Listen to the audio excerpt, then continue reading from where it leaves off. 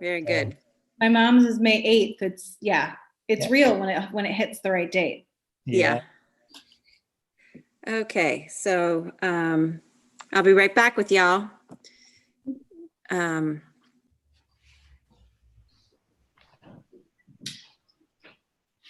gonna try to put this up on.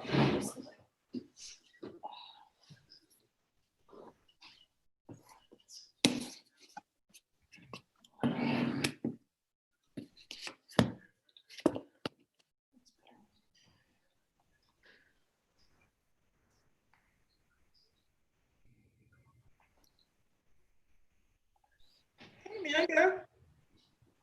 Hi, Faith.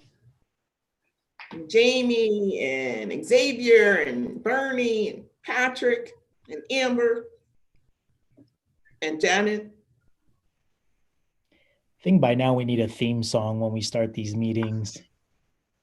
Well, Patrick, we need to play the Brady Bunch theme song when we get started. there's a story.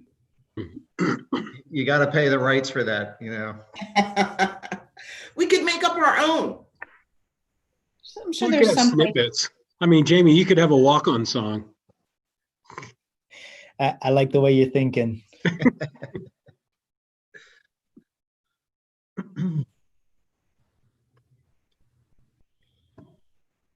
Hopefully you all got the email I sent about a half hour ago. Okay. Need. Good.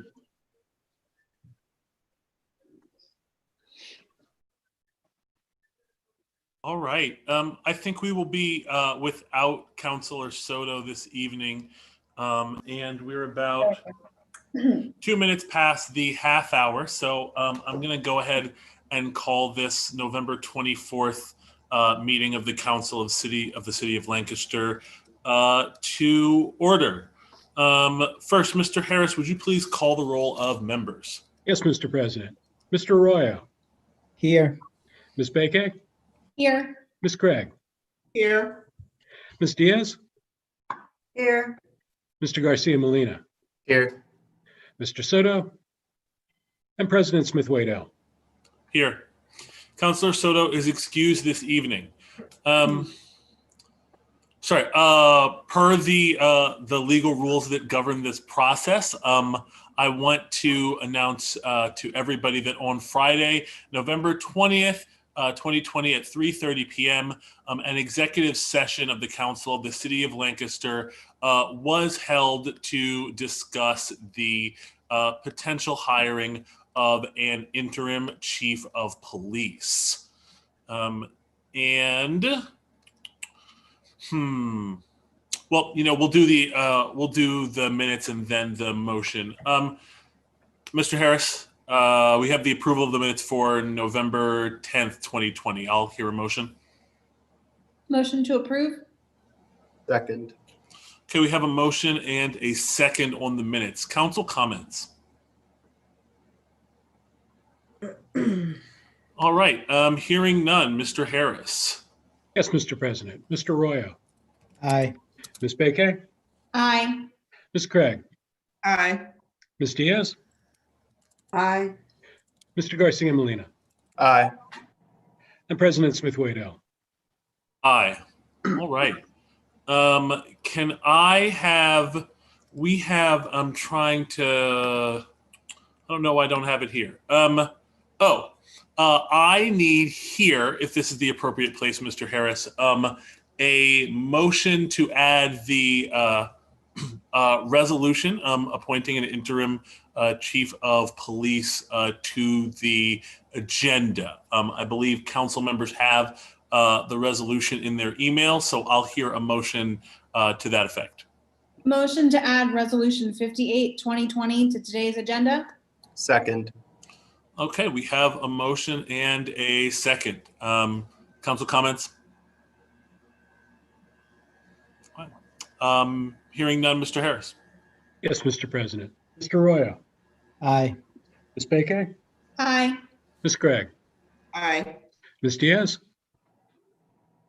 Aye. Mr. Garcia Molina. Aye. And President Smith Waddell. Aye. All right, so we'll see that later on in the agenda. Proclamations, honors, awards, and resolutions of recognition, Mr. Harris. We have none tonight, Mr. President. All right, that brings us to our first public comment period, reserved for citizens who have contacted the city clerk prior to the meeting. Do we have any tonight, Mr. Harris? We do not, Mr. President. All right, that moves us to reports requested by council. We have 2 items tonight, and first on the agenda is the mayor's annual budget address. Mayor Sirachi. Oh, at the podium and everything. I love it. Good afternoon or good evening, Council. I'm going to stand to deliver the budget address for 2020, and I begin now with your concurrence. Tens of thousands of people have chosen to invest in the city of Lancaster. Homeowners sign mortgage agreements and renters sign leases, making Lancaster their home. Businesses set up shop here. Some have been around for more than 100 years, like Central Market, LNP, Fulton Bank. Others are mainstays in our downtown: Prince Street Cafe, Annie Bailey's, El Jardín, the shops of Gallery Row, and the 300 block of North Queen. Some are newer, like Blazin' Jays and Brickheads. In our neighborhoods, small businesses anchor our corners, bodegas like the Latin American Deli at Coral and 3rd, Mac by Judy at Orange and Mulberry, and hundreds more. Some are businesses who are expanding to our downtown, like Cargus and Woodstream. Woven in are more than 1,000 churches and nonprofits, which have also made Lancaster City, the county seat, their home.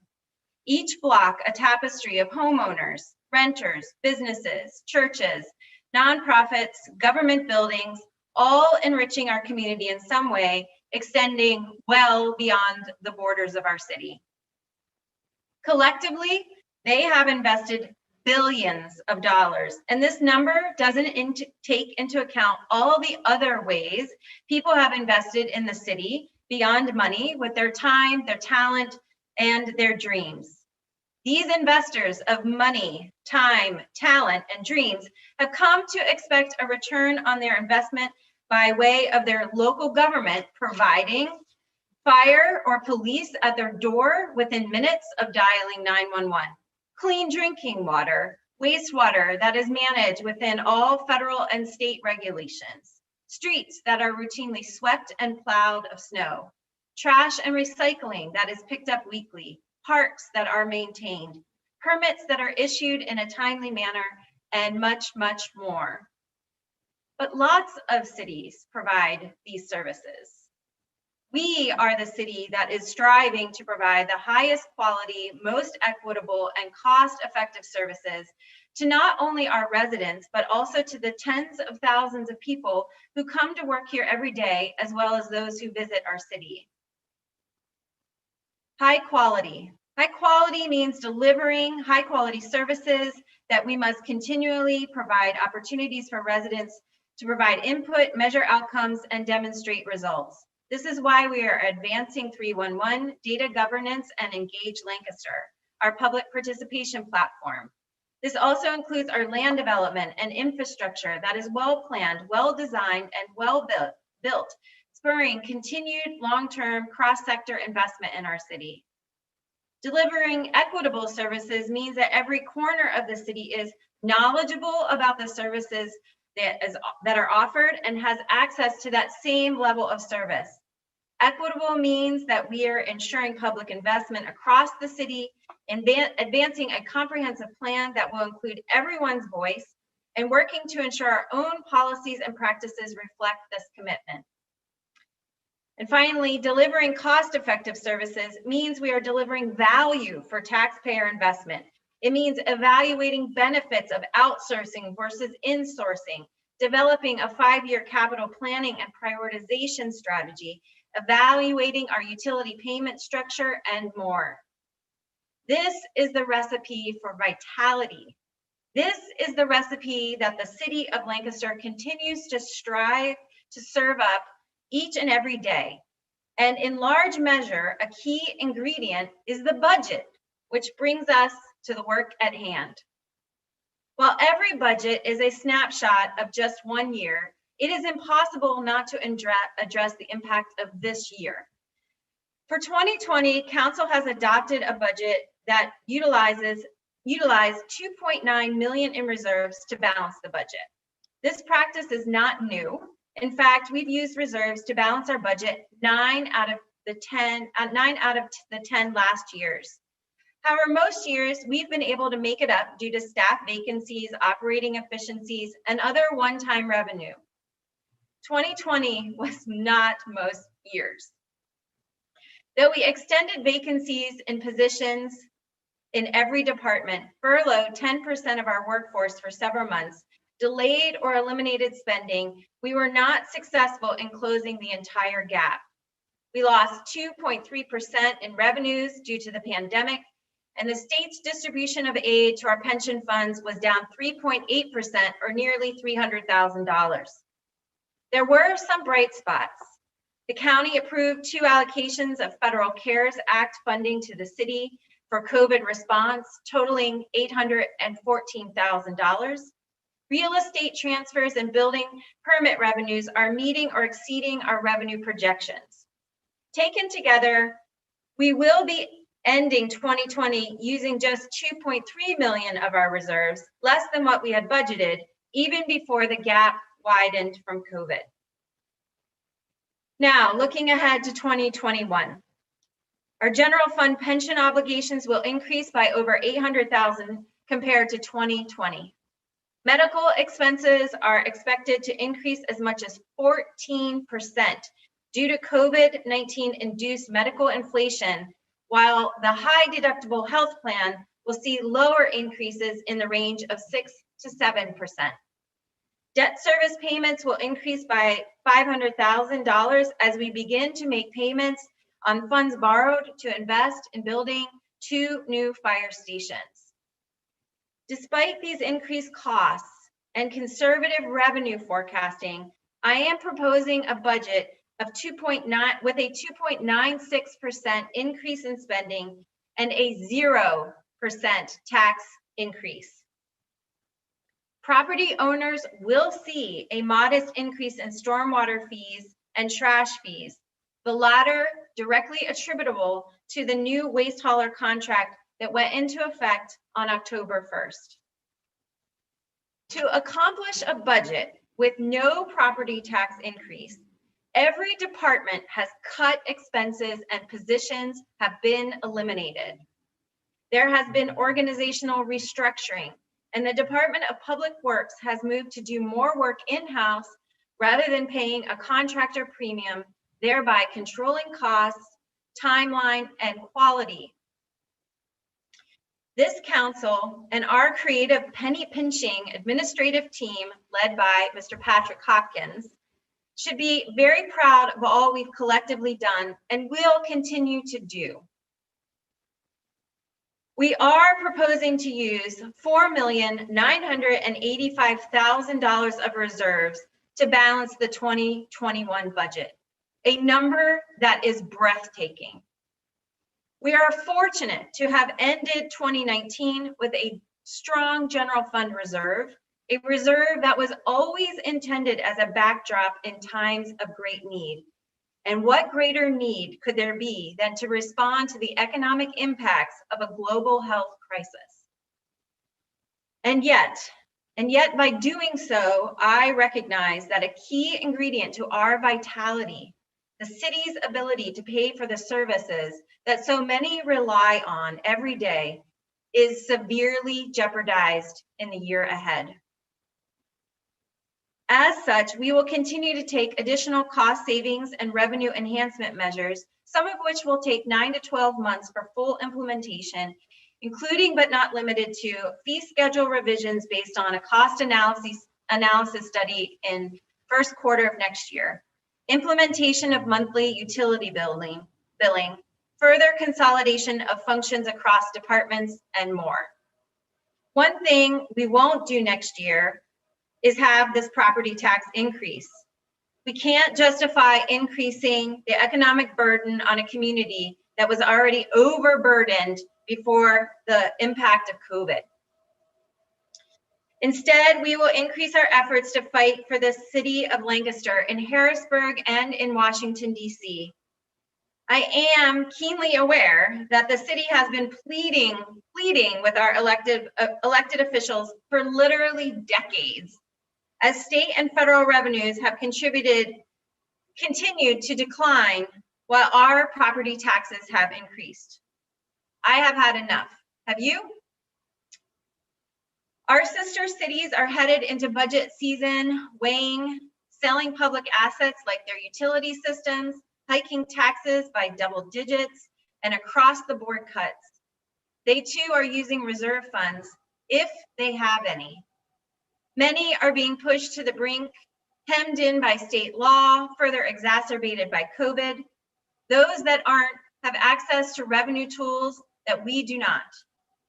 In the meantime, we'll continue to provide the high quality, equitable, and cost-effective services you can rely on in the year ahead, putting to use those dollars that have been carefully saved for such a day as this.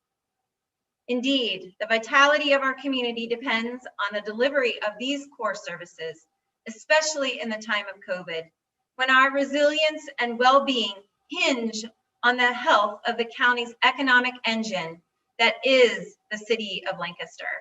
Thank you, Council.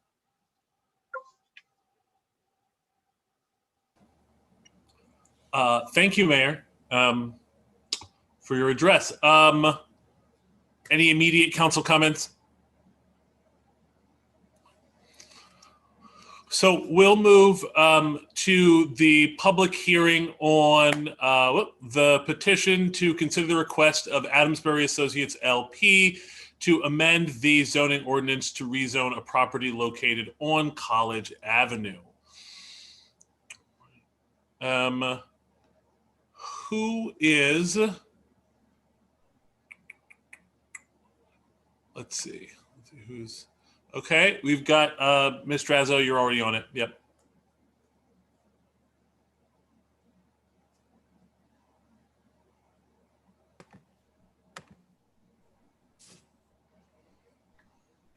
You should have, good evening, everybody. Bernadette Hohenadel. Good evening, Bernadette. Yes, you should also have, I would think, Claude Hicks and Ian Rawhauser and Matt Padrone.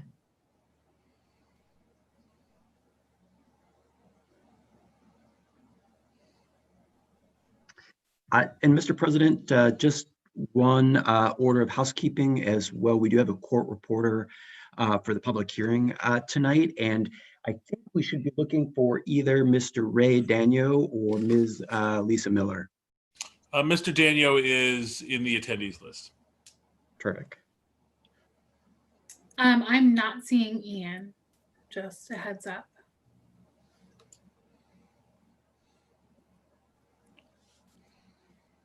Okay, if you want to just keep an eye out for him. Here I am. I'm here. No, Ray, no, we're looking for somebody else. Oh, okay. Okay. That he may just have been delayed in getting in. Whenever you're ready to begin, I don't know if Mr. Delfs has any preliminary comments that he would make at this point.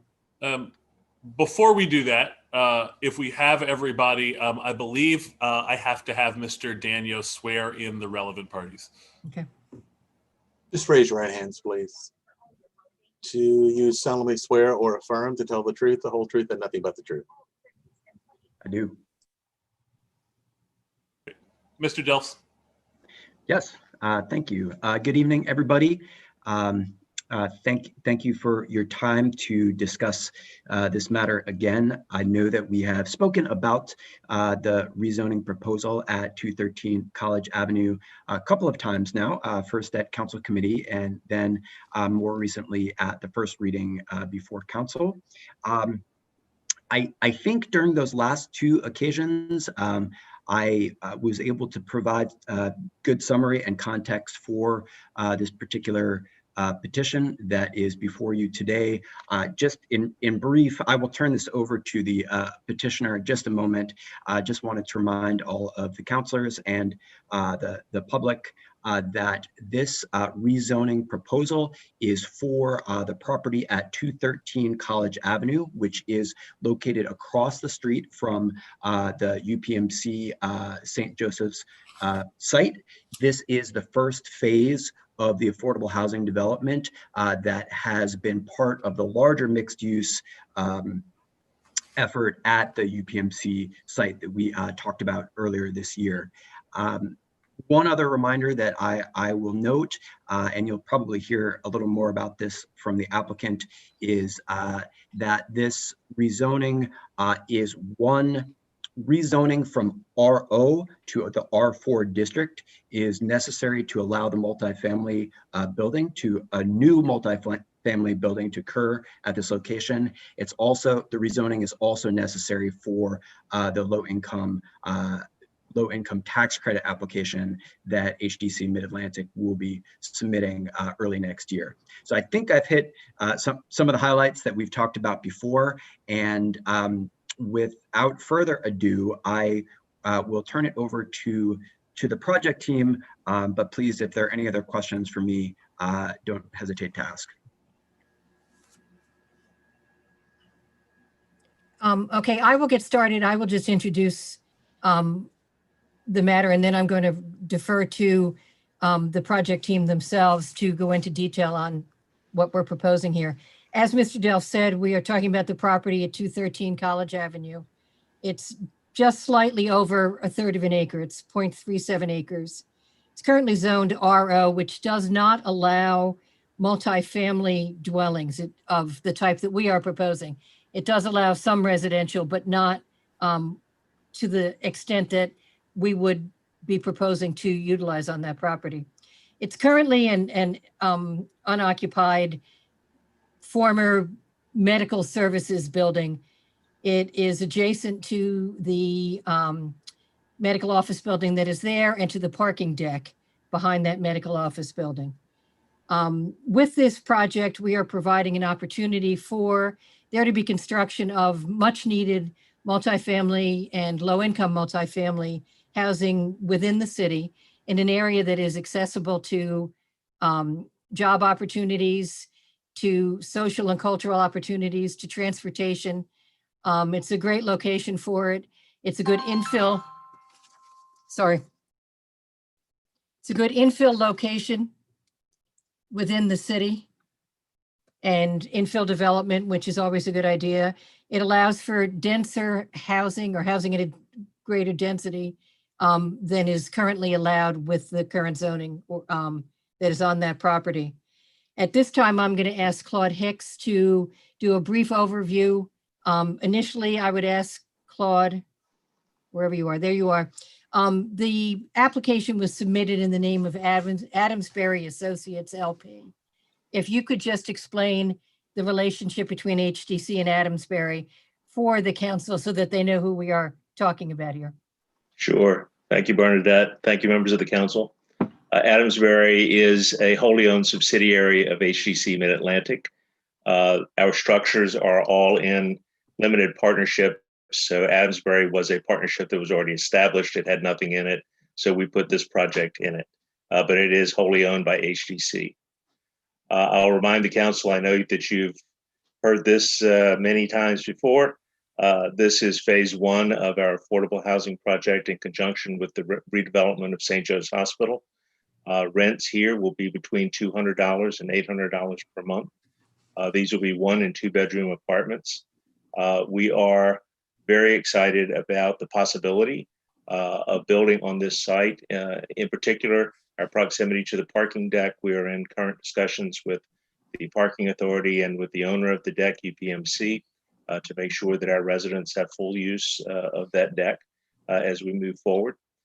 We believe that this is going to be a transformative project along with the redevelopment of St. Joe's. It will truly give the city of Lancaster a mixed income, mixed development site and project that we think the neighborhood and the city will be extraordinarily proud of. I'm happy to I know you've heard the spiel over and over again. You're probably tired of hearing it, but I'm happy to take any questions that you might have concerning the proposed project. I have a few questions of items that I think we need to get on the record. Could you explain for the board the timing involved in this project in terms of the December deadline with submitting an intent to submit application, and then the tax credit application timing itself? Sure. We will, on December the 9th, submit a letter of intent to the PHFA that in essence is a signal to them that we will be submitting this full application in the first week of February. The full application is a requirement for us to be considered for low-income housing tax credits. We will, in all probability, hear about whether this project gets funded or not somewhere around late summer. If we are fortunate enough to be awarded in the first round, it will take approximately 6 months for us to close, and then construction would begin. The timing on that may be off by a month or so, depending on when PHFA makes their decisions and depending on how long it takes us to close. And is it necessary in order to file the application with PHFA to have the appropriate zoning in place for? It is. We must show appropriate zoning. The PHFA application is truly an application that is, you might call shovel ready. We must show that we have control of the site, that it is zoned properly, and that if we are awarded tax credits, we can proceed forward with no issues. And while you are working on plans at the moment, until such time as the rezoning is secured, full-scale plans have not been prepared, but will be between now and when you submit to PHFA. That's correct. Okay. So still in the drawing board stage at this point. It is awaiting the results of this evening. Yes. And do you have any plans for any commercial development within what you're planning on building there? Will there be any commercial site within the building? We do not. This will be 100% residential with community space for our residents. Okay. I have nothing further right now if council members have any questions. I do. I have two. The parking deck. Has there been any conversation about possibly owning the parking deck? We are in discussions with UPMC and with the parking authority for the city about structuring some type of partnership. Whether that includes ownership or not is still being discussed, and how we do that is still being discussed. What we do know now is that UPMC has shown a willingness to be very cooperative, but we don't have the structure down yet. Okay, thank you. And the other question is, after everything is submitted and goes through, if granted the certificate, sounds like construction could begin as early as spring 22? Yes, ma'am. If everything goes perfectly. Okay, that's what we're hoping for. Once at the timing, like once tax credits are granted, you then have to go through and get all your financing finalized and go through the process of working with the investors, all the paperwork. It is amazing how long it takes to go through all that process. So it's usually several months at least after an award of tax credits before you would close on the project and get started on your construction. So I am happy to tell you that in these transactions, we sell the tax credits to a private investor to raise the equity necessary for the deal. We have already received phone calls from New York to Florida asking about investing in this project. So this has already gotten a high profile. It's part of the St. Joe's redevelopment. It makes it a very unique project and one that is rarely seen outside of major metropolitan areas. So we already have investors who are asking if they can bid on it before we ever get the tax credits secured. Thank you. That's it for me. Okay. I have a question regarding the difference in zoning between R0 and R4. Just, you said that it allows for greater density, and I guess this could be for anybody to answer, but what exactly is the number of unit difference between an R0 and an R4? Like, how many units are we talking that we could do more? A lot. R0 does not allow it only allows multifamily dwellings as a special exception when it's a conversion of an existing building. Got it. New construction is not a permitted special exception or anything else within the RO zoning district. Okay, thank you. Yeah, Councilor Bakay, just to add to that, the RO district and the R4 district are actually in a lot of ways very similar. So in terms of density and some of the other lot requirements, very similar. But as Bernadette said, the main difference here is that the R4 allows for the new multifamily building, which is not allowed in the RO. So that's what necessitated the change. And the team did look at some other zoning districts as well, but this fit best with the project. It's also most in conformity with the surrounding properties on I'm terrible in directions, but they're surrounded by R3 and R4 and RO is essentially what's around this site. And so to fit in with the residential districts around it, R4 was chosen as the most suitable for what is intended. Yes, thank you. Thank you for adding that, Bernadette. Yep.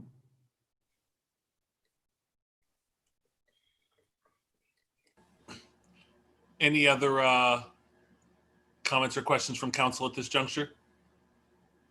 Now, I believe that we have sufficiently presented this to you many times, and I think you understand what our concept is and why we need the rezoning at this point. Councilors? This is a public hearing, so for the assembled public, you do have the opportunity to comment here. Of course, start with your name, address, and the municipality of your residence, and keep your comments to 3 minutes or less. You can, sort of get lined up to comment by clicking that little raise hand button.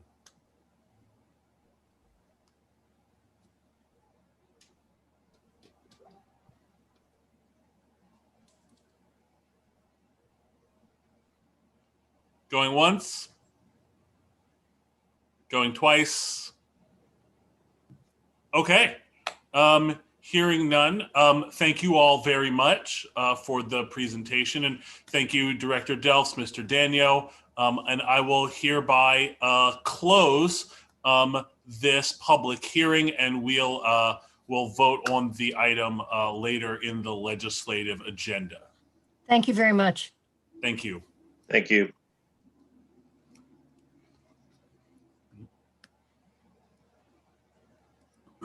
So that brings us to interim reports of committees of council. We don't have any this evening, do we, Mr. Harris? We do not, Mr. President. Excellent. With council's forbearance, now that we have 2 resolutions on the agenda for this evening, I'd like to make 2 changes. First is to bring resolutions to the top of the legislative agenda. That is to say, we'll deal with them next, and to address resolution number 58, 2020 first. This is the one we'll have just added to the agenda. If that's all right with council, I'm going to go ahead and make that change. Great, thank you so much. That brings us into our legislative agenda. We're beginning, as I just said, with resolutions, and we're going to go ahead and start with resolution number 58, 2020. Mr. Harris. Yes, Mr. President. Resolution of the City Council of the City of Lancaster consenting to the mayor's appointment of John Bay as interim chief of police with the Bureau of Police of the City of Lancaster. Motion to approve. Second. Second. All right, we have a motion and a second. Give me just a moment.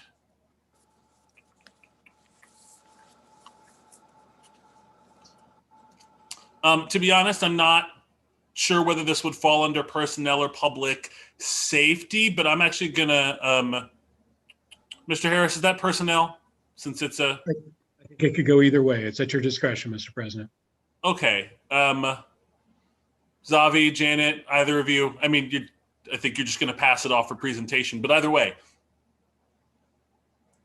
It's fine by me if we want to pass it on. Okay, in that case, Councilor Garcia Molina. Thank you, Mr. President. So here today we have Chief Bay with us. I'm really excited for the public to get to know Chief Bay. I'm sure Mayor will do a more proper introduction for him. But we got the opportunity to get to know him on Friday, and he got the chance to meet our community police working group on Monday. He comes to us actually serving as a chief master sergeant, superintendent for the comptroller's office, which is with the PA Air National Guard, and he was chief of police with Middletown Borough Police Department for some time. I think in the short time that I've gotten to know him, really his values is what sinks in with me. He's someone who is very transparent, who is also looking to join us in this directionality of being more inclusive and prioritizing community policing. But I won't go much further. Mayor, would you mind introducing Chief Bay for us, please? Sure, and I'm going to just start with some comments while Chief Bay gets his camera turned on and gets situated. Great. So as we approach the end of this extraordinary year, I'm convinced our city has a strong foundation to build on, and we have a lot of work to do. We are a diverse city, one of the most diverse cities of our size in the entire country, which is a fact that I have recently come to learn. And we are a welcoming city. So no matter where you come from, no matter what you believe or who you love, we believe all are welcome here in the city, and we believe in loving our neighbors as ourselves. And this year has tested and demanded us to ponder who we are as individuals and as a community. A pandemic that is now surging across Lancaster County with significant economic fallout for our community and a continued loss of life. The murder of George Floyd and the social upheaval of the last 8 months has highlighted the racial inequality that runs hundreds of years deep across our country, down to the very streets in our city. And for Lancaster to live up to our values, our history, we must also address racial equity. So as mayor, I have committed to build a stronger and more equitable Lancaster block by block. And the foundation of this requires public safety. And public safety is built on the trust between the community and the police. Tonight, I'm pleased to introduce John Bay, Chief of Police and candidate that I'm bringing forward for the consent of council to serve as interim. Chief Bay came to us in the best of ways through a trusted relationship with Chief of Fire, Chief Little. They served alongside of each other until recently in the Air National Guard for the last 5 years. And after an extensive background check and his now retirement from the Air National Guard last week, Chief Bay, as you mentioned, Councilor Garcia Molina, met with council in an executive session on Friday, met with the Community Police Working Group last night, and comes to you tonight for your consideration. And as you know, I am deeply committed to a public, transparent national search for a permanent chief of police. And Chief Bay shares my commitment to that process, which he knows our community must do in order to succeed. In the meantime, the work of the Police Bureau is ongoing, as well as that as the Community Police Working Group. And we need a steady hand to lead our Bureau and build the bonds of trust within our community. Council, I believe that John Bay is that person who can move us forward as a community. And I thank you for your consideration of the resolution tonight. And now it's my pleasure to introduce Chief Bay. Oh, he's You're muted. Chief. There we go. There you go. Thank you so much. And I'm very honored and humbled for this opportunity to come in and serve the citizens of Lancaster City and be that conduit for our police bureau and our community, that conduit of trust and communication and transparency.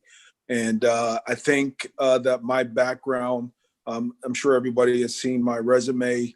I've spoken at length with the council and with our executive staff in the bureau, as well as with the mayor. That I believe that I'm uniquely qualified to be able to come and provide assistance and be that conduit of transparency, trust, engagement, and all the things that are the tenets and the foundation of the mayor's strategic plan for our bureau with respect to laying that groundwork with our community members. I believe that I have that skill set to do that, and I'm looking forward to joining the team and rolling up my sleeves and jumping right in. Thank you, Chief. I know that we personally have gotten to know a little bit about your resume. Do you mind sharing with those that are with us from the community about your background? Sure. So I'm from Pittsburgh. I grew up in Pittsburgh, in the inner city of Pittsburgh. In 1986, I joined the military. I joined in the Air Force Reserves, actually, where I served for 20 years as an electrician, a linesman, climbing utility poles and hooking up high distribution power lines and transformers. And I subsequently transferred into the financial management office, of which I ultimately retired from. But in the interim, 3 years later in '89, I joined the Pennsylvania State Police. And my first assignment right out of the academy was at Troop J Lancaster, where I served for 4 years as a trooper and really got to know the citizens of Lancaster City, because although the state police patrols the outer areas of Lancaster City, I spent quite a bit of time down in the city providing assistance to Lancaster City PD and developed relationships within that police department that still lasts to this day, actually. As I ascended the ranks through corporal and sergeant, I was promoted to lieutenant in 2003, of which I was a patrol section commander, oversaw the patrol function for an entire troop, which encompasses 6 counties and 5 stations. Well, 6 if you include the troop headquarters. And in that position, I was part of the troop commanders, executive staff, as I personally oversaw the entire patrol function for the troop. I served in that capacity for about 1.5 years, and then I moved over into the criminal investigative section commander, where I oversaw the criminal investigations to include arsons and vice and everything associated with criminal investigations for that entire troop. I served in that capacity for about 1.5 years as well, and then I transferred to Bureau headquarters on Elmerton Avenue in Harrisburg, where I was placed in charge of the Heritage Affairs Office. At that point, I was charged with just essentially tearing that office down and rebuilding it into essentially what it is today. And what we were able to do was build that office into a robust, community-oriented office that responded to hate and bias crimes across the Commonwealth. The hate and bias crimes associated with demographic changes, with whenever a subversive group like the Klan would pinpoint a particular city or town and come there for a rally, our team would coalesce, and our team consisted of, it was called the Civil Tension Task Force, and consisted of a collaborative effort between the Pennsylvania Human Relations Commission and the Attorney General's Office and Pennsylvania State Police, and numerous other entities from various communities. It's almost like a unified command type of task force, and we would coalesce and go out to one of those communities that was experiencing, civil unrest due to hate and bias and subversive groups targeting that area.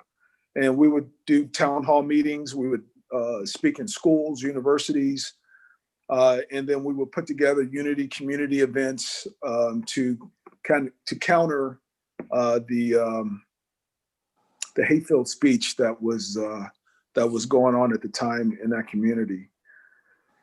So subsequently, I was promoted to captain in 2008, where I was placed in charge of recruiting and special services. As a director of recruiting, we implemented numerous changes to reduce the attrition of minorities and females as we recruited them. We looked at processes.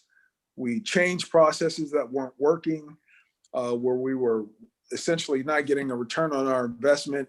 We made significant changes to increase our percentages with not only bringing in cadets or potential cadets, but also processes as they matriculated through the process. And we had great success doing that. The other functions that I oversaw were the drug testing for the Pennsylvania State Police. And I sat in that capacity for about 3 years before I transferred it to the Bureau of Training and Education, where I served as the administrative director and essentially dealt with the budget for the Bureau and everything that, oh goodness, I apologize. Everybody saw the newscast, and I'm getting numerous phone calls and text messages, so I apologize. So the administrative division, dealt with the money associated with the Bureau, made sure that we were spending taxpayer dollars in being good stewards of that dollar and spending it wisely. Then I transferred over into the training division, where I was director of training, oversaw the training for incumbent troopers and also for cadets, and oversaw that training program for our 6-month cadet training program. Retired in 2014 and was the chief of police. Immediately started as a chief of police in Middletown Borough, where I served there for 2 years before I resigned, and so that I could serve on a full-time basis in the military, of which I, as the mayor alluded to, I just retired from after about 4 or 5 years as the superintendent for our comptroller flight. Congratulations again for that. And thank you for your many years of service. I think there's no denying that you bring plenty of experience to the table. Thank you. You're welcome. Thank you again for sharing your background with our community. The other thing that I think is really important is, could you share the vision that you're bringing? Sure. So, my vision of policing is composed from years of being in law enforcement, certainly being in law enforcement at a command level for the last 15 years of my career, 13 to 15 years of my career. It's formed from my years on patrol and dealing with numerous people from all walks of life and all different situations. And I can't, I'd be remiss if I didn't mention that my philosophy or my view on policing is also formed by my experience growing up as an African-American man in the inner city of Pittsburgh. So all that collective experience, personal and professional, leads me to develop a philosophy of policing that I think is very simple. That police services, I should say, should be meted out in a fair and equitable way. No one should be treated or mistreated any differently from someone else based on class, color, creed, or condition. I believe that it's important for police departments not only to be equitable, but be transparent and how they go about their business from patrolling to discipline, with some variations there. But I think, if a citizen has a complaint, I think it's important that that complaint is investigated thoroughly, and whoever is in charge of that investigation gets back to the complainant in a timely manner to talk about, and discuss the outcome of that complaint, and if in fact there was discipline or not. So I think, equitable treatment, transparency in practices, procedures, policies. I think part of that, for 8 years I sat on our CERT team as a negotiator. And so I know the value of de-escalation. And I think it's important in this environment that we have. It's so hot right now that it's more important than ever that police departments and understand the value of de-escalating events before they get out of control, and to get in front of them, be proactive in that manner as well, to get in front of events before they have an opportunity to get out of control. So I guess that kind of encapsulates my worldview, my world vision of policing. I think that's pretty much it. Okay. Thank you. Again, I appreciate it. Yes, sir. If the vote goes in your favor, I look forward to working alongside you.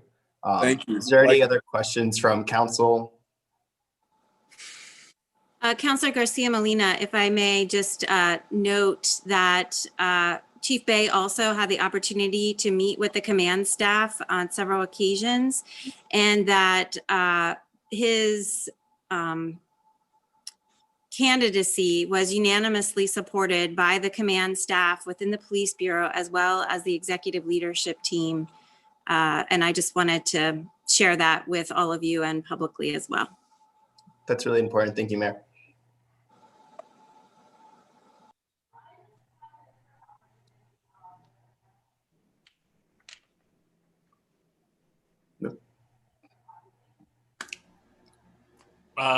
Okay, if there are no questions or further comments from council on the resolution, we'll open it up to the public. Oh, there we go. Please add Ms. Darby to the meeting.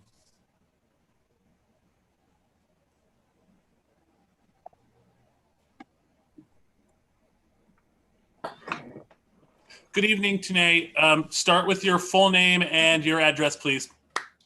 Tanae Darby. I live on the 300 block of South Marshall Street. Great. Please go ahead. I actually just have one question, and this is going to sound funny, but I need to know if you're a Steelers fan. We had a whole conversation about this yesterday.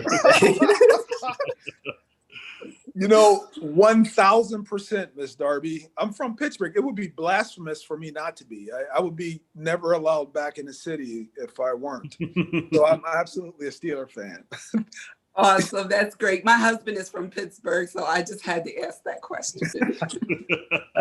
That's awesome. That's awesome. But it would be an honor to have you aboard as our chief of this city. Thank you. Thank you. The honor is truly mine. Believe me, it's truly mine. Thank you. That was my only question. All right. Thank you, Tanae. Thanks. Did we vote yet? I hope they're all like that. All right, Patrick. Oh, man.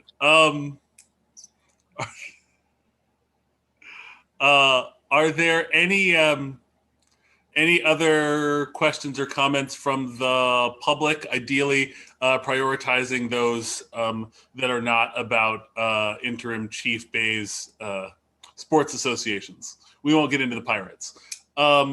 Yeah, please don't. Anybody? Yeah, Mr. Felici. My name's. Name and address. Please keep comments to less than 3 minutes. Okay, my name is Vince Felici. I live on on Cedar Acres Drive. And I'll tell you what, I am thoroughly impressed with your qualifications. And for the way that he fell into your laps has got to be fate. And my only question would be, this is on an interim basis. Would you be interested in it on a permanent basis? Absolutely, sir. Absolutely, 100%. Thank you very much. You're welcome. Thank you for your question. Chief Bay, Mr. President, actually, if I may. Chief Bay, actually, I think that's a really important topic that they're hitting on that I always appreciated both of the times that I've talked to you. Could you elaborate a little bit more about why that's an important mentality for you coming in as interim, but acting as chief? Absolutely. So my mentality coming in is I will be, if appointed, I'll be your chief of police. I'm not coming in to warm a seat or to hold the line until someone else is hired. I'm coming in to discharge the duties of the chief of police as it's supposed to be. So whatever policies need to be addressed, whatever procedures need to be changed, whatever discipline needs to be meted out, whatever recognition needs to be made for the outstanding things that our police officers do on a day-to-day basis, I'll be discharging those duties full board as the chief of police. I understand, the interim title. The mayor was very transparent and open with me, and in fact, I agreed with her that that the citizens in the community of Lancaster, they are owed a nationwide support, a search. I'm sorry. You should do a search. You should do an exhaustive search because you owe that to them. But at the end of the day, I think John Bay will still be standing here as your chief. I'm not trying to sound cocky or anything, but I want to be your chief. I'm coming in to discharge those duties as such. And listen, at the end of the day, if I'm not selected as the permanent chief, I will do everything within my power to assist the incoming chief, to help that person assimilate into the position. And so it'll be a smooth transition, a smooth handover, seamless handover, and I'll be there as support. Thank you, Chief. I think that's just a really important thing that I've heard you talk about that I fully support. I think we don't need someone to warm up the seat. We need someone who can lead and join us alongside of this while we at the same time continue, like you said, what is owed to our community, which is an exhaustive search to find the right candidate. And if it's you, we're going to be happy to continue to work alongside you. Absolutely. Thank you, sir. Thank you. Ms. Strazo, would you please add Alexa Wise to the, go ahead and add Alexa to the meeting. Alexa, good evening. Hi, how you doing, Izzy? Hey, How's I'm doing all everybody? right. So the way we do these things is we start with name, we get the 100 block and the street that everybody lives on in the city, and they keep their comments to 3 minutes. I'm not sure if I've had you make public comment before, but those are just the guidelines that we use. So go ahead. Okay, my name is Alexa. I actually don't live in the city, but I just wanted to quickly make a public comment and just say that I have looked up your service record, and you are extremely decorated, and like you were saying earlier, uniquely qualified for this position. So I really, really hope, and I encourage council to vote you in today, because man, I think you are the right choice. Thank you. Thank you. I And that's appreciate all I have to say. Thank you. Thank you for having me on. appreciated. Thank you, Alexa. Are there, yes, Chris. Thank you, President. I just want to make a comment. I don't usually interject in your meetings. I'm, covering your meeting for LNP, but there's a reason I won't be the one writing a story about Chief Bay. It's because I'd be extremely biased in his favor. I worked with the chief when I worked for the borough of Middletown, And I got to tell you, you're getting one heck of a good guy. Aside from being a Steelers fan, everything else is positive. So Chief, congratulations, and it's good to see you, sir. Thank you, Chris. Thank you so much. I appreciate the comments. Why is everybody hating on the Steelers? I don't know. 10-0. What, I mean. Yeah, right. I don't know. Anybody else for public comment? All right. If not, I'm going to go ahead and get it wrapped up. I'll just say this, and I think that you know this, John, and I think that we all know this. Obviously, somehow, if it's possible, more than any point in the past 8 years, considering how the past 8 years have gone, we are at more of sort of a critical moment for policing and how our communities engage it both locally and nationally. If it's even possible to imagine, a more critical moment than any other point in the last 8 years. And so we've had really good conversations with John, and I think that we're in a place that we can be that we can be hopeful about what this will mean for both efforts from the police department to reach out to our community and ongoing community confidence in the public safety function of the city, which I think that we'll all agree could not be more critical and could not possibly need a more effective leader at this time. So, hearing no additional comments, Mr. Harris. Yes, Mr. President. Mr. Roya. Aye. Ms. Beke. Aye. Ms. Gregg. Aye. Ms. Diaz. Aye. Mr. Garcia Molina. Aye. And President Smith Waydell. Aye. Congratulations, Chief Bay. Congratulations, Chief. Yeah. Thank you for being willing to step into the role. I think we all know that it won't be easy, but we hope that it will be productive for the community, city government, and you. And we look forward to hearing more from you soon. Thank you, Mr. President. And I look forward to working with each of you individually as well as collectively and taking the challenge on. I can't wait to get started. Excellent. Okay. We've had things a little out of order. We are going to go ahead and move on to resolution number 57, 2020. Mr. Harris. Yes, Mr. President.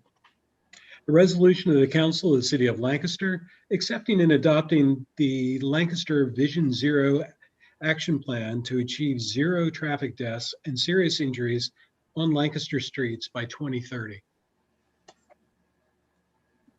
Motion to approve. Second.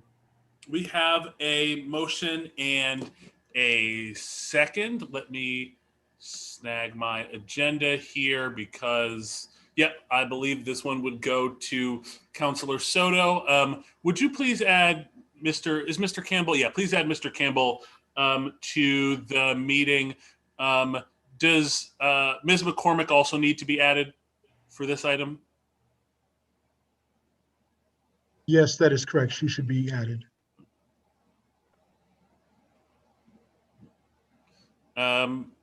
Okay, Stephen, Cindy, talk Vision Zero to us. Okay, thank you very much, Councilor. I'm going to first start by offering my congratulations to Chief Bay as well. I too am a Steelers fan from way back during the Franco Harris days.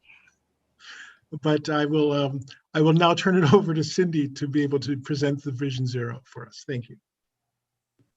Thank you, Steve. And would the council like a presentation or just a little general overview of Vision Zero?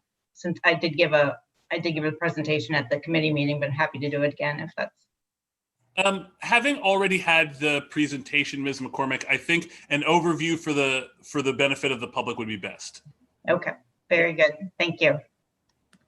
So yes, sort of transitioning from public safety to traffic safety. Wanted to sort of give the Vision Zero is talking about sort of safer streets, saving lives. Vision Zero is an initiative that's been undertaken by many cities throughout the United States and internationally as well, that accepts no loss of life or serious injury in our roadway system. I think too often we accept crashes to be something that just happens, and the Vision Zero is sort of saying, no, that's not the case. We can do better. We can do better from the way we design the streets.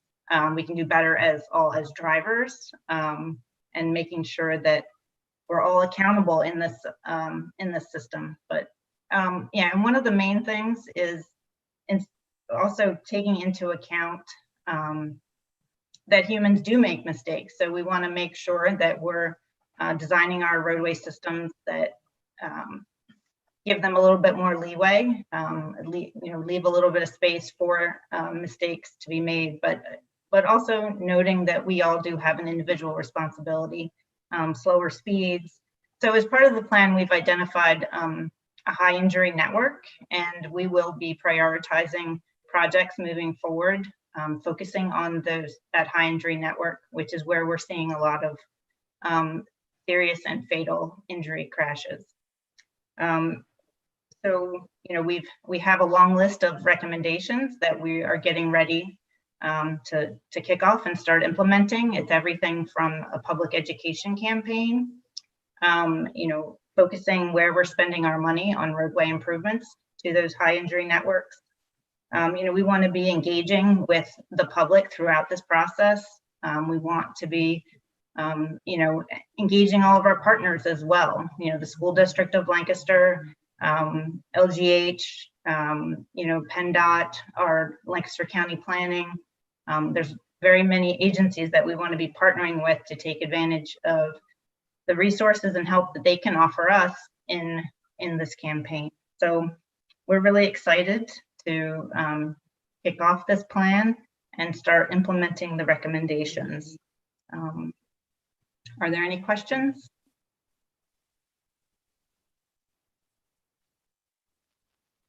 I just wanted to add quickly that I have always considered the Vision Zero under the leadership of Cindy McCormick to be one of the crown jewels of what the city of Lancaster is about.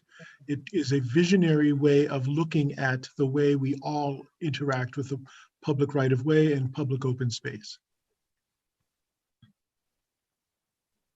Council comments and questions?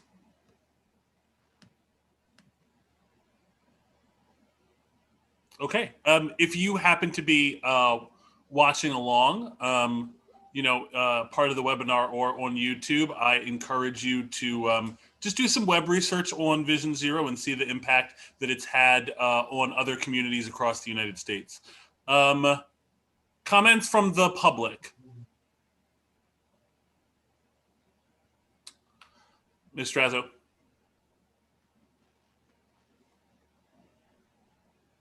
You know the drill, go ahead.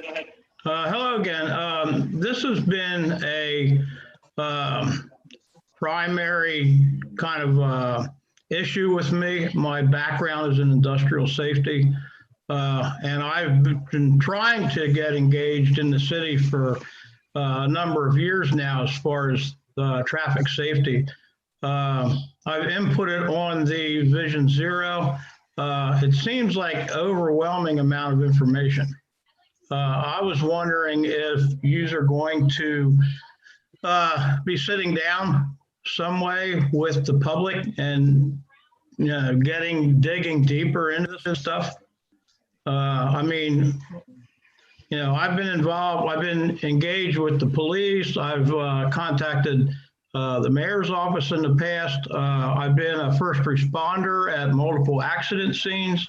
So, this issue needs to really be attacked, and we need to get somewhere with it rather than just putting out all kinds of flowery stuff, you know? So are you going to be engaging personally with the public? Absolutely. That's one of the main goals that we want to with any of the projects that we identify moving forward is making sure that we're engaging. The education and outreach is a huge part of it. So we're wanting to make sure that we're educating people and making them aware of what the issues are. I think that would play a large role in what we're doing. We did get a lot of feedback on the maps related to locations that people have concerns, and we are going to be focusing on those. We have top 10 intersection locations that we're going to be looking at for improvements. And we saved all those comments. So we're going to, as we start to look at those individual locations, we're going to go back to them and look at them in more detail and make sure that we're addressing comments. But yes, absolutely, we will continue to be engaging with the public as we move forward. And to augment that as well, the nature of the public participation platform allows people to engage even now in submitting comments, criticism and critique of what is being proposed. So we invite everyone to be able to get engaged on that. We call it Engage Lancaster. And it's the platform online by which people can engage not only in Vision Zero and its projects, but other projects as well. Thank you. And if you would like to, you want to send me an email or reach out to me, my contact information is on the website. If there's specific items that you wanted to discuss. All righty. Thank you very much. You're welcome. Great. Any other comments or questions from the public?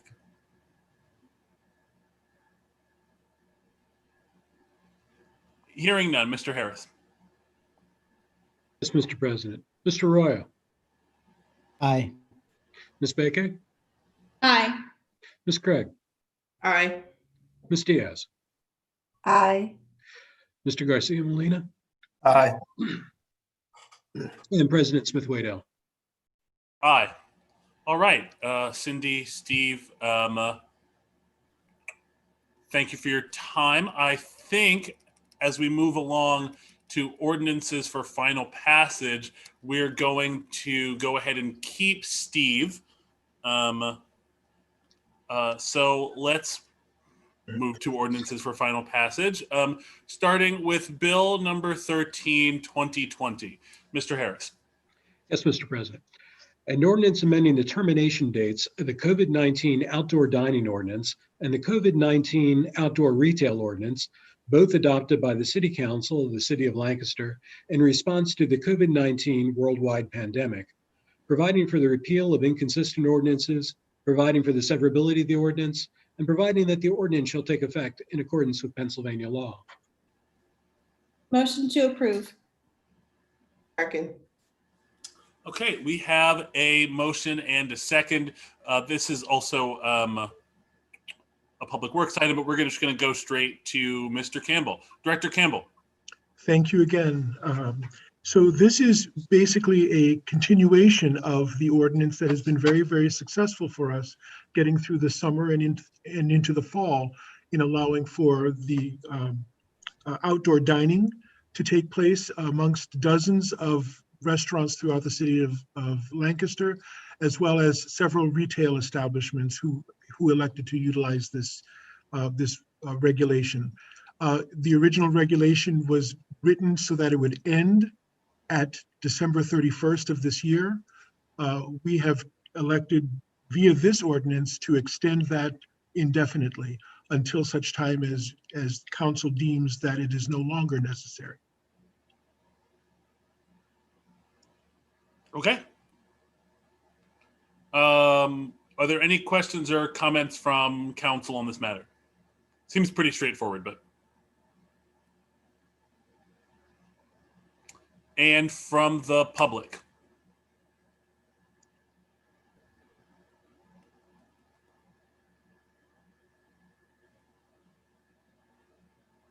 Hearing none, Mr. Harris.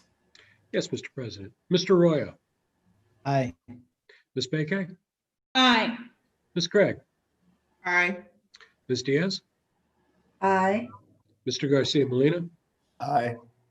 and President Smith Waddell. Aye. Okay, thank you. That brings us to Administration Bill number 14, 2020. Mr. Harris.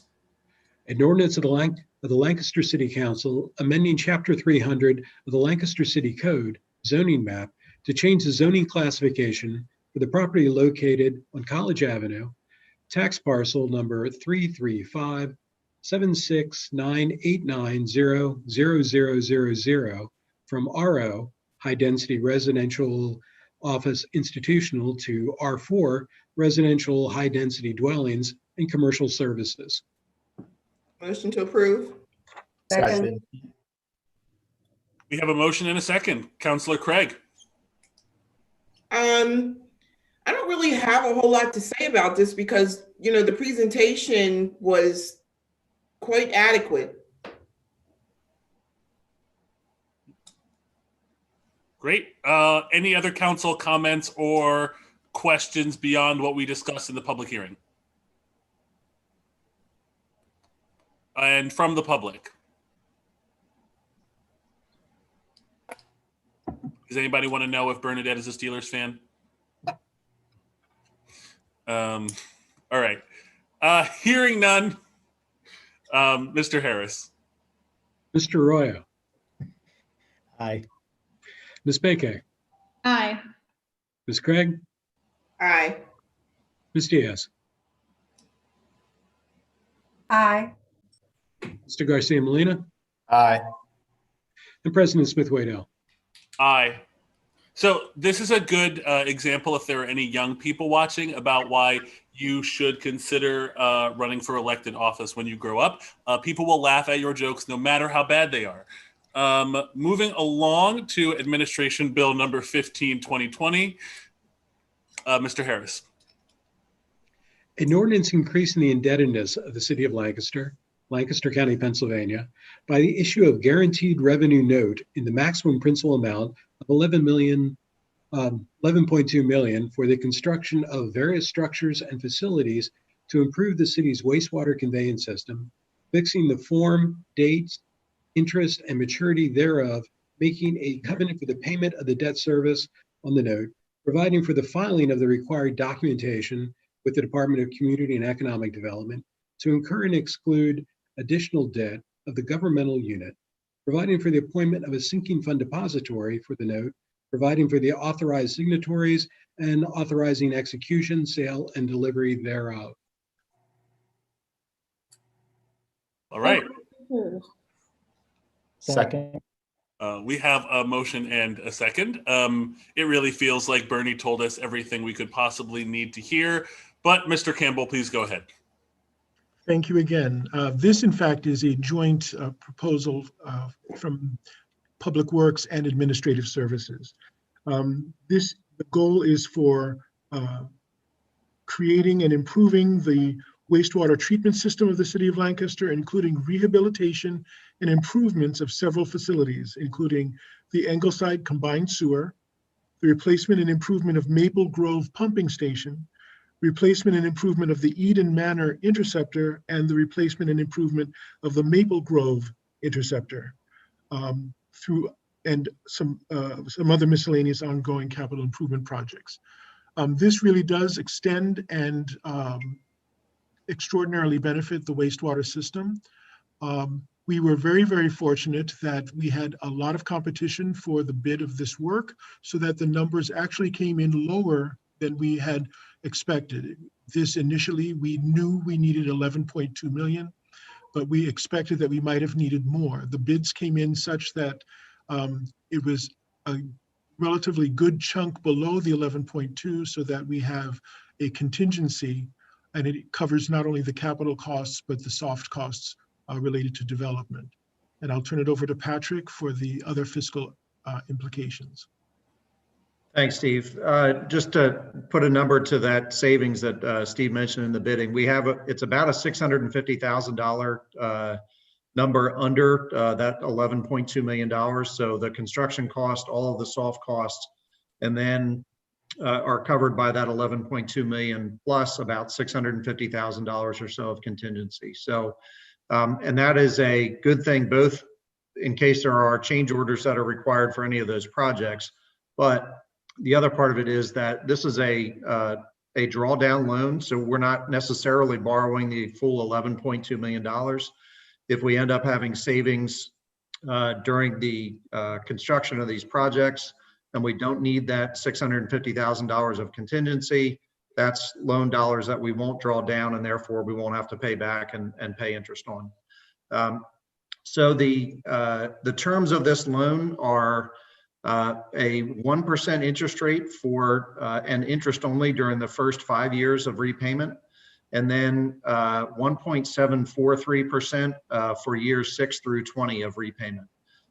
So very favorable interest rates. Better interest rates in general are low right now, but these are better than market interest rates, which is why we went to Penvest for this application originally last year.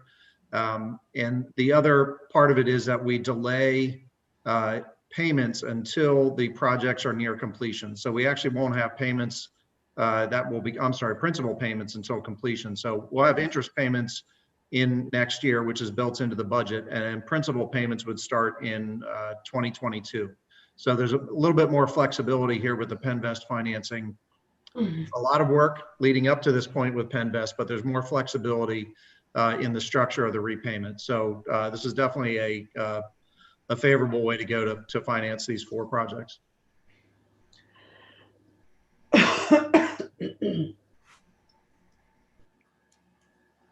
Council?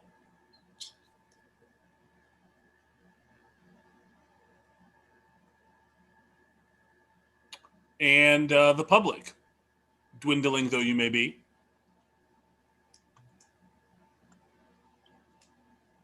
Going once.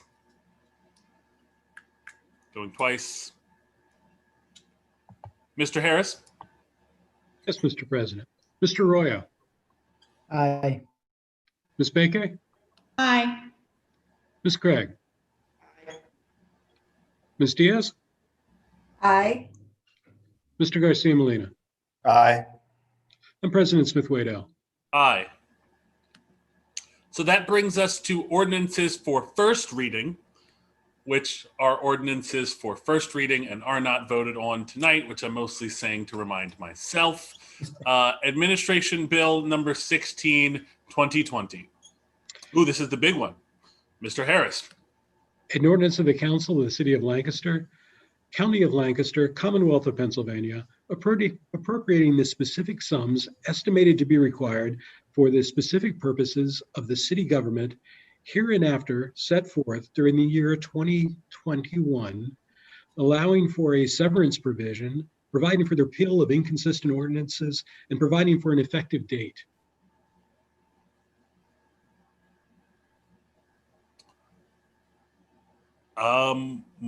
Nope. I just did that. All right, Councilor Baker. Thank you. So this is the first reading, and we are just getting our first look at this as members of council. And so I'll just use this time, unless Mr. Hopkins, you have anything to add after this, to just say that we will dive into the budget several times in the coming weeks. And there will be some time for the public to engage in this. Of course, it's typically available online, and I think that happens starting tomorrow. So I encourage members of the public, if you would like to see the budget, it is there in all of its PDF glory. There will be a discussion overview with Mr. Hopkins at our committee meeting on December 1st. And there will be a more in-depth discussion department by department on Saturday, December 5th.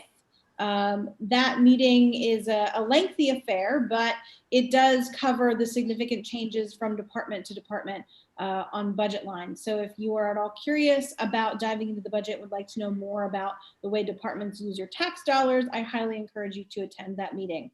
Of course, this is a first reading, and it will come up again at a meeting of full council in December.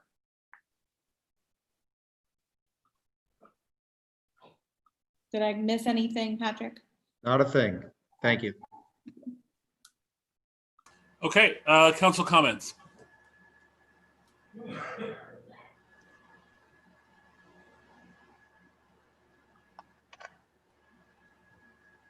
Okay, and from the public before we move on. We will be, as Councilor Bakay, diving pretty deep into this one. And if you've never seen the multiple sort of elements and budget sessions that go into actually passing a budget, it is somehow both deeply tedious and quite fascinating. So I recommend that you follow along at every opportunity. All right, hearing none, we'll move right along to Administration Bill number 17, 2020. Mr. Harris. Yes, Mr. President. An ordinance amending the code of the City of Lancaster, Chapter 270, Taxation, Article 4, Property and Resident Tax, Section 270.26, Levying Rate, by fixing the tax rate at 11.7 mils on property in the City of Lancaster for general revenue purposes, allowing for the severance provision, providing for the repeal of inconsistent ordinances, and providing for an effective date. The title, Mr. President. Thank you. Councilor Bakay? I don't really have anything else to add beyond the title, and that we will, of course, the millage rate is a significant and really the only portion of the revenue part of the budget. So again, if you care to learn where your tax dollars are spent and you want to hear about how we're not changing the millage rate this year, come to the budget meetings. Great. I believe that brings us to our second public comment period, which is reserved for items not previously addressed on, oh, I'm sorry. Nope. Hold on. I do need to give an opportunity. Members of council, members of the public, do you care to comment here? I didn't mean to skip over your legally designated opportunity.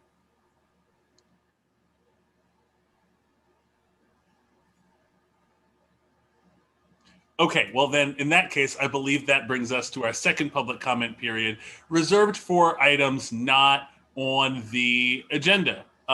Start with your name, your street of residence, and keep your comments to 3 minutes. And, let us know by clicking the little raise hand button right down there at the bottom.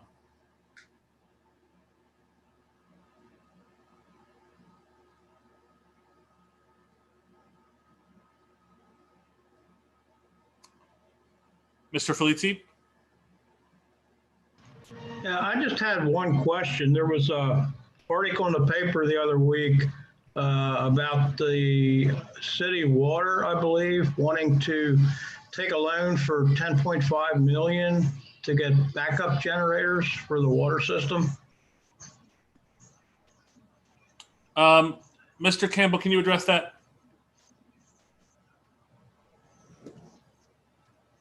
Yes, that in fact is the next Penvest loan that we are in the process of pursuing, which is for augmenting additional water infrastructure as well.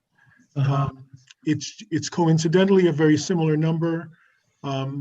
We are similarly being very aggressive with the not only the contract documents, but with reaching out to the bidding community. So we are looking forward to a good result with those bids as well.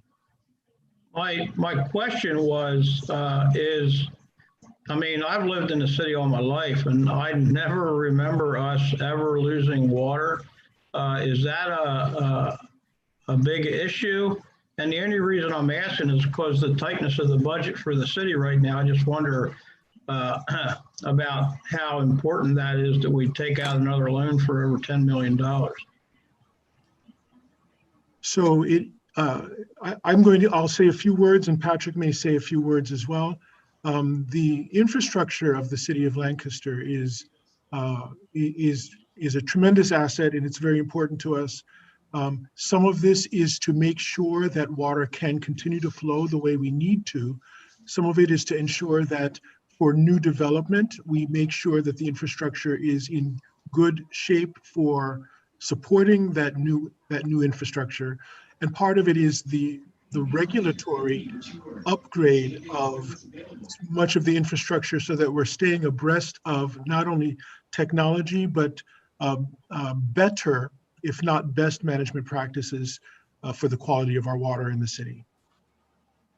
Yeah, the only thing that I'd add is sort of to tag on to Steve's piece there about the regulatory environment. The majority of this project that would be funded through through Penvest for the water system is for backup generators for the water plants.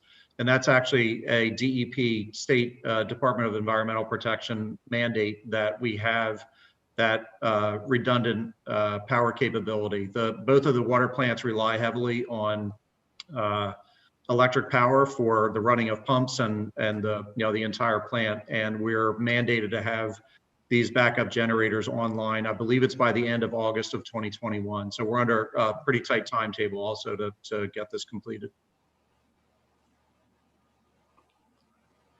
Thank you, both Mr. Kimball and Mr. Hopkins. Mr. Felici, does that answer your question? Yes, it does. Thank you very much. Yeah, thank you.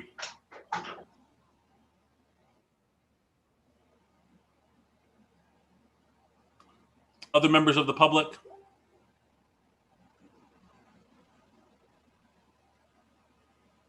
Hearing none, I'm going to go ahead and move us to the report of the mayor. Mayor Sirachi.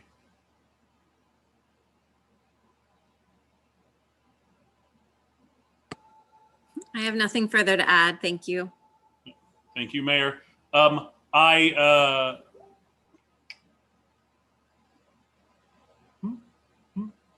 Nope. I have nothing by way of the report of the president of council. Just wanted to check around in my brain. Oh, but I will take this moment actually for anybody, for the 7 of you watching this, and for anybody who happens to catch this on YouTube.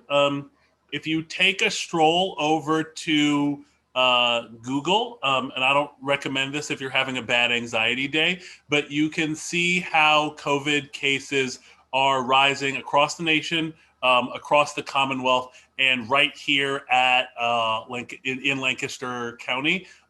So please do whatever you can to stay home and stay safe, especially given the upcoming Thanksgiving season, but all the upcoming holidays through the end of the year. Make serious considerations about how safe it is for you to travel and dine with people outside of your household or outside of your community in terms of the significant community spread of this deadly virus that we're seeing. We're asking you to please take that very seriously.